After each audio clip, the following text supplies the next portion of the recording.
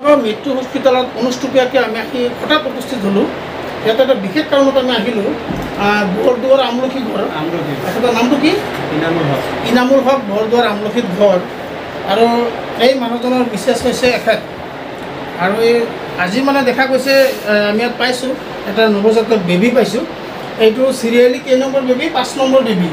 অৰ্থাৎ আগতে 4টা বেবী এইগৰাকী মাতৃৰ চাৰিটাকৈ বেবী আগতে মানে নষ্ট হৈছে, মানে সন্তানটো হোৱা নাই, গৰ্ভত থাকোঁতে সন্তান মৃত্যু হৈছে।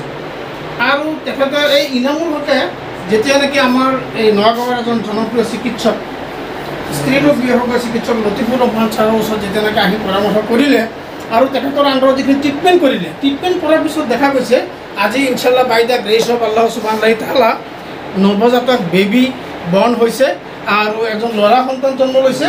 5 নম্বৰ হয়, 4 নম্বৰ সন্তান ডেমেজ হৈছে, 5 নম্বৰ সন্তান ইয়াত হৈছে নগাঁও মৃত্যু হস্পিটেলত।